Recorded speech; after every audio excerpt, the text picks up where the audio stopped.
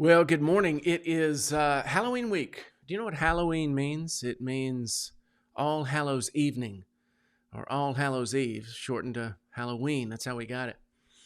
It's the night before All Saints Day, which is November 1st, of course. And by the way, also, November 1st is the very beginning of No Shave November. So I'm getting a head start. No, I've had a great weekend off. I missed you yesterday at our service. So thankful for Flavia Farrakhan, our associate pastor, who just did a fantastic job. Benny Prince and all the folks that just do a great job here at Liberty Hill Baptist Church in my absence. But it was great to be away. It's great to be back, and it's great to see you today. I hope you're doing well. Um, Halloween is an amazing time. It's a time where people dress up. They dress up in all sorts of costumes. You know, there's certainly the scary stuff. Really, it's not so much scary. It's more movie dressing up in costumes from movies and comic books. But that's what we do. And then we dress up in a lot of ways. Some people dress up. Some little girls will dress up as princesses.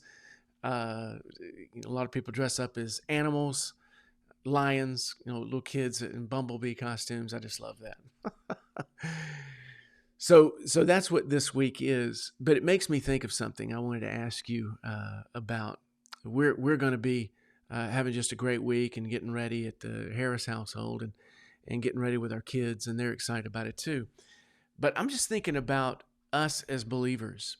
We can do the same thing.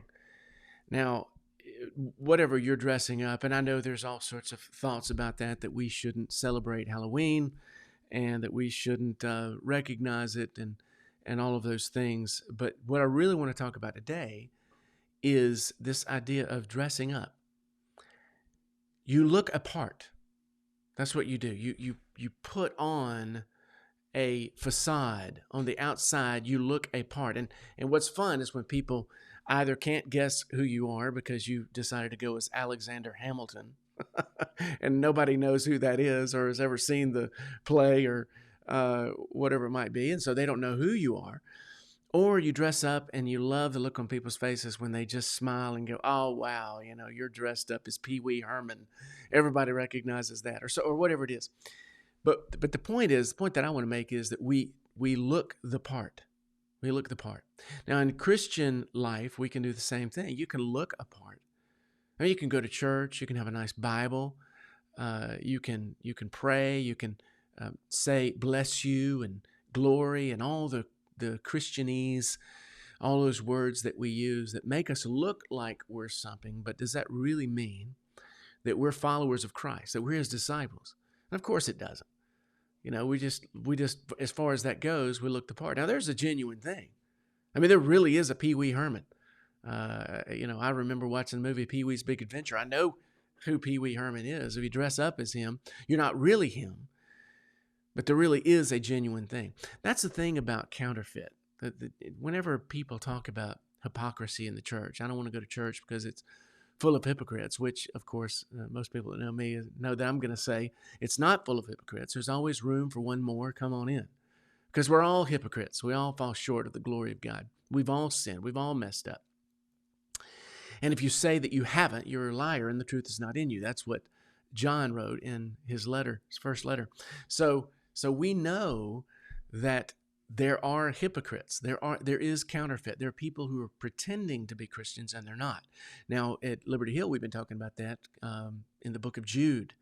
The book of Jude points to that there is what the name for a hypocrite in the church, or someone who looks the part but is not, is called an apostate. They are living in apostasy. They're pretending to be something and they're deceiving others. And there are a lot of people that do that. Typically by what they're dressed up as, that people think that because they're on committees or they serve as deacons or because this is in church life I'm speaking, of course, or because they're on staff or whatever it might be, that they must be Christians. And then whatever they do, that must be the way a Christian acts. And so many times I've heard in political life of people saying, in the name of Christ, how many atrocities have been committed in the name of Christ? And a lot of atrocities have been committed in the name of Christ. Anybody can say that they're Christian and they're really not. They just look the part and they speak the language. They talk the talk. They just don't walk the walk. So I was just thinking about that this week as we're getting ready to look the part. Next Saturday as Halloween hits, and there'll be trick-or-treating or not with COVID, who knows. But in the middle of that, do you just look the part? Are you the real deal? Let me just say this about counterfeit. The reason there's counterfeit is because there's a real thing. I mean, you understand that, right? The reason there's something called counterfeit is because there really is the real thing. And we've got to remember that. The reason there's counterfeit money is because there's real money. And it looks very, very much, if you're really good at it, you can look very, very much like it. And then there's, bad counterfeit money like the game of Monopoly or Life, where the money doesn't look anything like what we have. But the point is that means that there is a real thing. So how can we tell the difference? How can we tell the difference between someone who says that they're a believer, says that they're a follower of Christ, and someone who really is? Well, Jesus spelled it out. Now, Paul in 1 Corinthians 13, he talks about this. This is what he says. He says, if I speak in the tongues of men and of angels, but do not have love, I am only a resounding gong or a clanging cymbal. If I have the gift of prophecy and can fathom all mysteries and all knowledge, and if I have a faith that can move mountains, but do not have love, I am nothing. If I give all I possess to the poor, and give over my body to hardship that I may boast, but do not have love, I gain nothing. So what's the most important thing?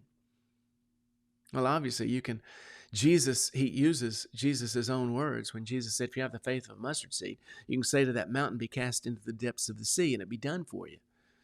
But that does not mean you are a believer. It does not mean that you are a follower of Jesus Christ, even if you can do that. If you have all this knowledge and mysteries, I've been going to school for years, trying to finish up school here in my sixth decade of life. You can have all the knowledge in the world. You can quote scripture.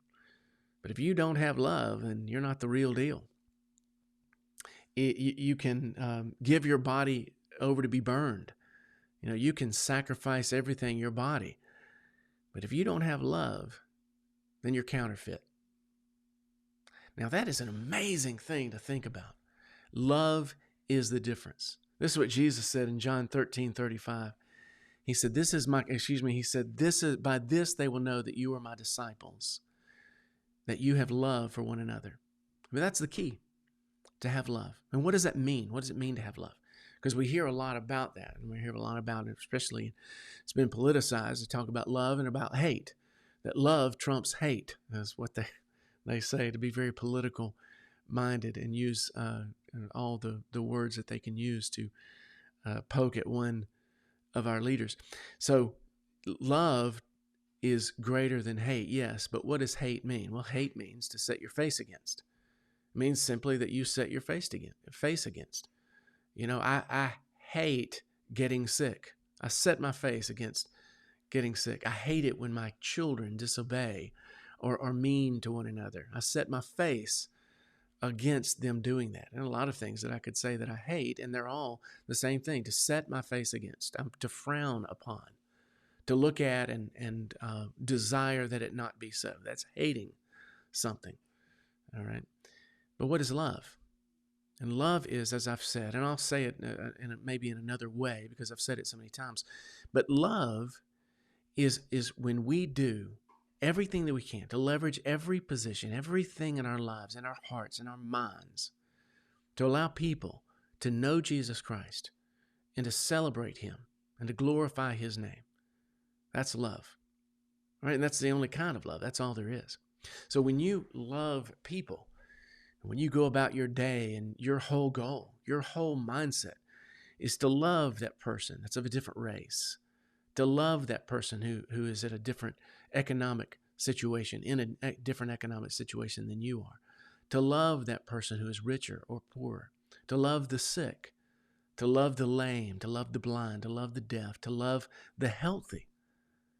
And everywhere you go, there is nothing but love. And when that happens, then you're showing that you were a disciple of Jesus Christ, not because you are a martyr, not because you have the faith to move mountains, not because you have eloquent speech, or because you know all these mysteries of the Bible and what it really, really says. None of those things really demonstrate that you love, or that you are a disciple of Christ, that you are the real deal, that you're not counterfeit. What does it is love. Isn't that great? Because we can all do it. We can all love. So today I want to encourage you in that. This week, as we move through toward dressing up and looking the part, I want to encourage you to do far more than that. I want you to be that part.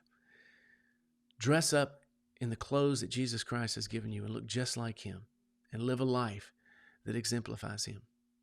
Hey, thanks for being with me today. Such a great day to be back with you, and we'll be back tomorrow. Don't forget to share, of course. Check out our channel on The Dirt Road on YouTube, and subscribe and hit that bell icon so you can get more of this great content. This will be posted both on YouTube and Facebook for a while, so check it out. Share it with people. I love you all, and I hope you have the best day today, and I'll see you tomorrow. Bye-bye.